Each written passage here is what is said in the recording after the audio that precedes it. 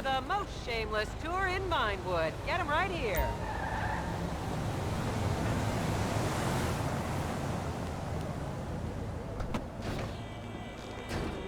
As I am contractually obliged to say, buckle up, everyone. It's showtime.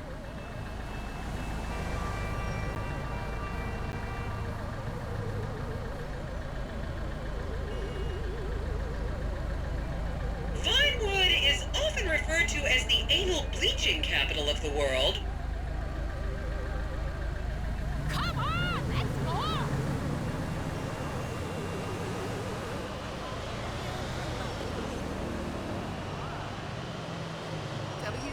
On your right, you'll see the world-famous Gentry Manor Hotel, a legendary party hangout for actors and rock stars and people trying to have sex with actors and rock stars. Built in 1921, it's been the scene of some classic VINEWOOD scandals over the years. One of my personal favorites was Al DiNapoli's overdose in 2002 after a chimpanzee blasted an 8-ball up his rear door with a water pistol. Fantastic! They say that on any given day there are at least 2 dead party girls in the trash cans round back. Isn't that great?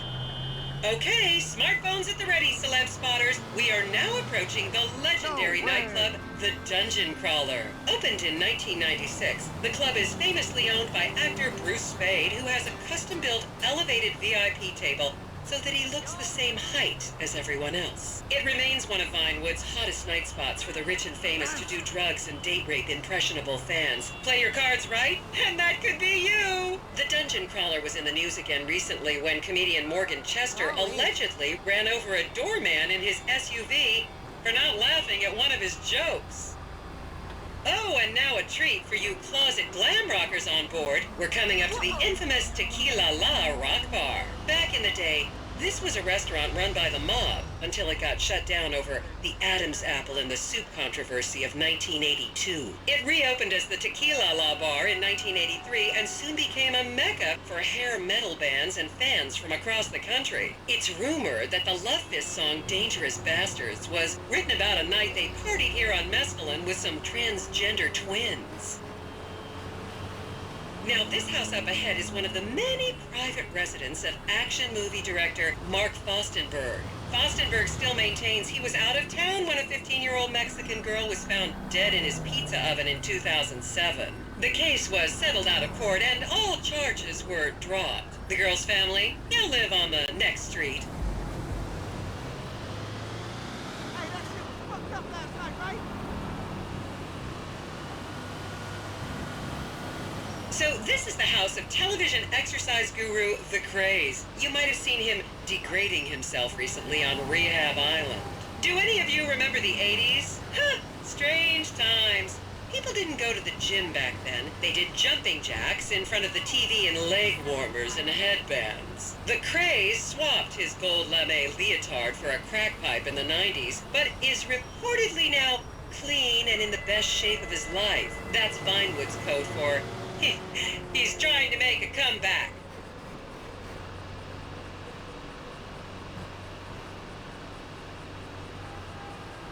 Hey, hit me up. This is the home of celebrity wild child Martha Turm. Daughter of 70s comedy star Joni Turm, Martha spent her teens partying on booze, her early 20s partying on coke, Calm and her it mid-20s down. staring at her shoes on heroin. Her tell-all autobiography about the difficulties of growing up really rich in VINEWOOD only sold 30 copies last year.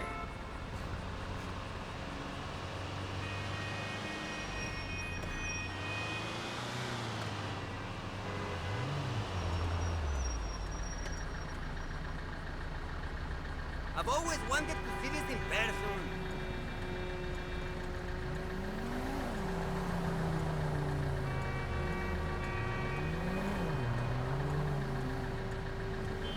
Visionaries like me make things like that happen.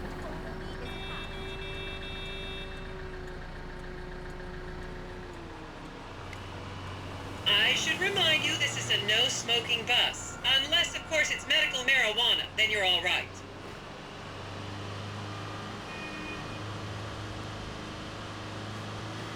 Just up ahead is another place to see and be seen in Rockford Hills, the Richmond Hotel. An iconic entertainment industry hangout, sleazy producer types have been promising to make young girl stars here for over 100 years now. Not gonna lie, I did some shameful things in that lobby bar in my youth, but I've put that period of my life behind me now.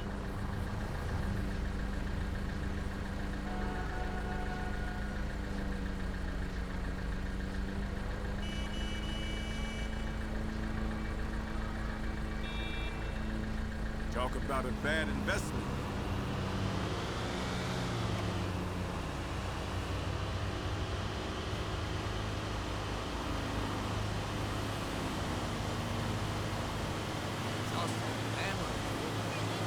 Status single?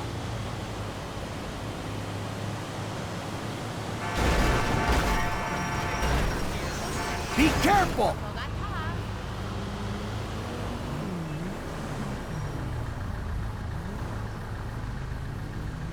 I was a member of the jury in the 1991 movie Last Will and Testament. They cut my line.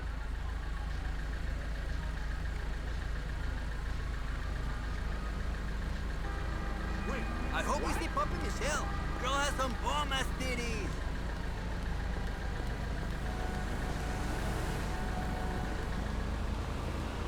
It just goes to show that we never leave our meal. What's cracking? Here you can see the landmark Weasel Theater, which was opened here in Morningwood in 1930. Some of the biggest movies in history have premiered at this theater, including Blue Blood, Shoulder of Orion, and The Many Wives of Alfredo Smith. You might remember the controversial premiere of the gladiator comedy Lions and Donkeys in 1984, when star Chip Hampton walked up the red carpet with two slaves in chains.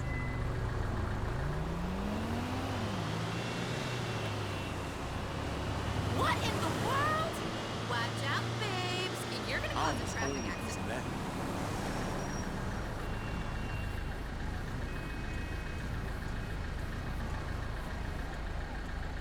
Is everyone having fun?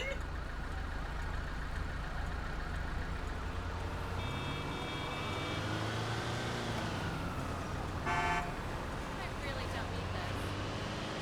There's so much history here.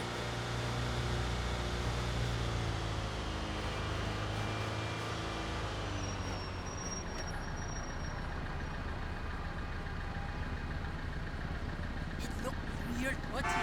Why is all the nice stuff so dirty? Madre mia.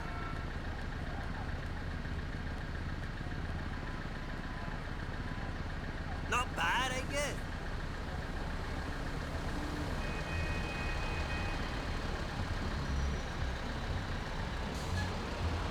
Count yourselves lucky, my prescription just got renewed this morning. And now to our left, ladies and gentlemen, is the famous Richards Majestic Studios. The product placement for classics like Nelson and Naples and Rum Runner, and the not-so-classics like Vinewood Zombie and Shoulder of Orion 2 was shoehorned into the final edits right behind those very gates. Everyone has a favorite Solomon Richards movie. An American Divorce really helped me through a difficult time when I was bankrupting my first husband. Oh, come on, don't people in the Midwest watch movies? You must have seen Defender of the Faith. No? Wow, tough crowd. That ain't good. Hey, you want to do it, right? I bet nobody where I grew up knows any of this stuff.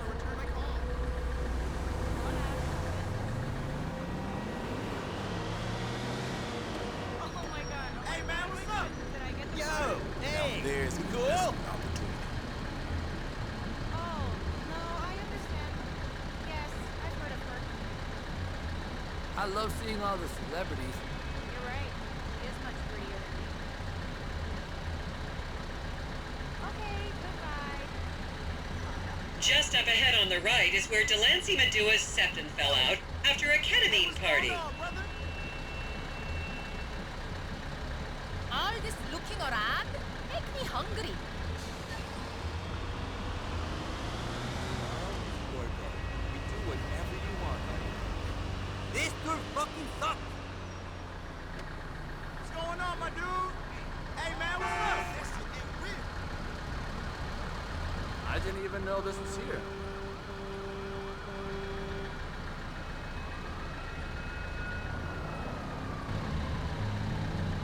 Remember, these people are rich and beautiful. That makes them better than us.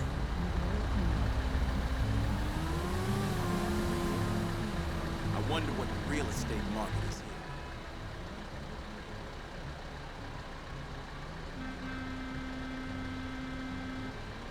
Hey, look at this damn fool.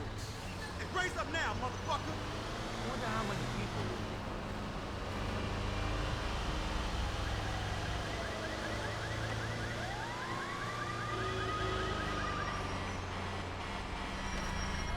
미국 도시는 그게 그거 같아.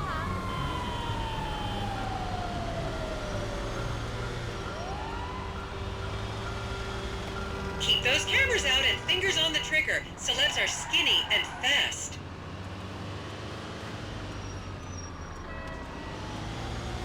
Los Santos. More like Los Lucios.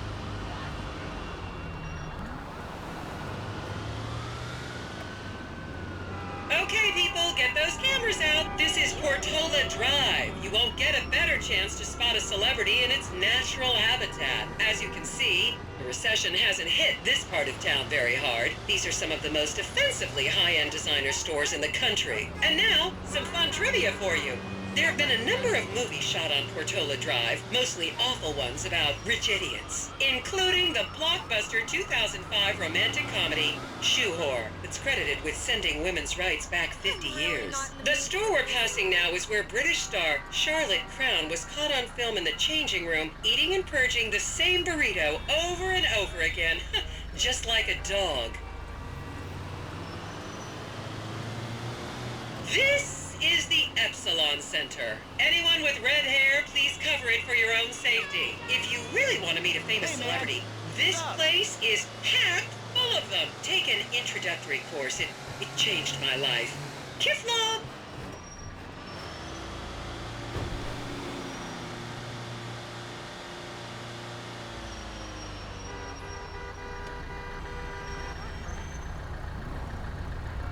It just goes to show that we never leave our meal.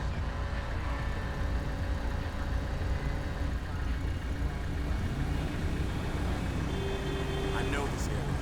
I closed on a deal here. You don't want a kid. He's your problem. To the left, you'll see a spot where a pizza boy claims that Play PG Jackson asked him to remove his shorts.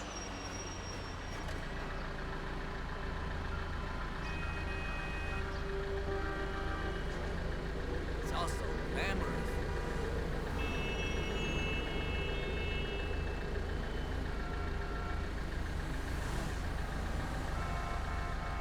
My son should have been an architect.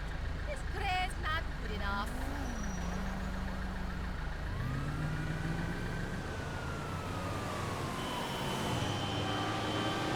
I hope we see Puppy Michelle. Girl has some bomb-ass titties.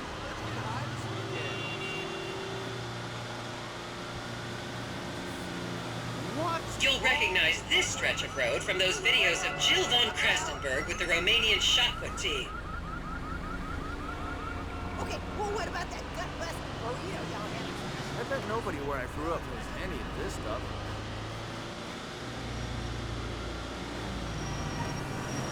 That exhibit was amazing. I'm not seeing any potential clients so far.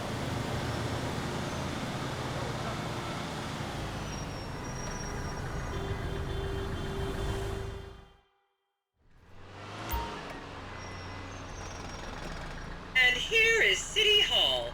This is where the mayor's office is, if any of you care. You might recognize this building from the 20-minute final dogfight to save Earth in the movie Invasion Los Santos.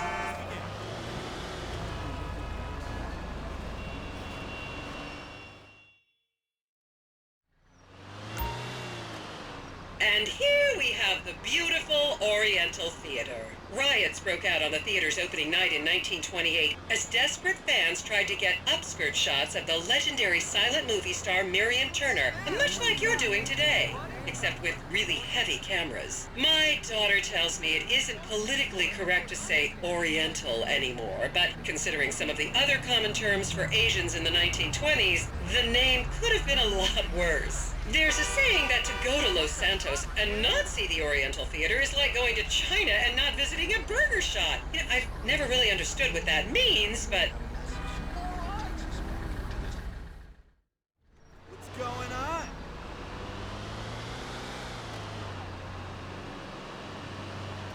And here we are, back on the strip. As they say in Vinewood, that's a wrap, folks. I hope I managed to take your minds off the economic downturn for just a little while. I'd like to remind any Europeans that 1% is an insult, not a tip. Enjoy the rest of your vacation.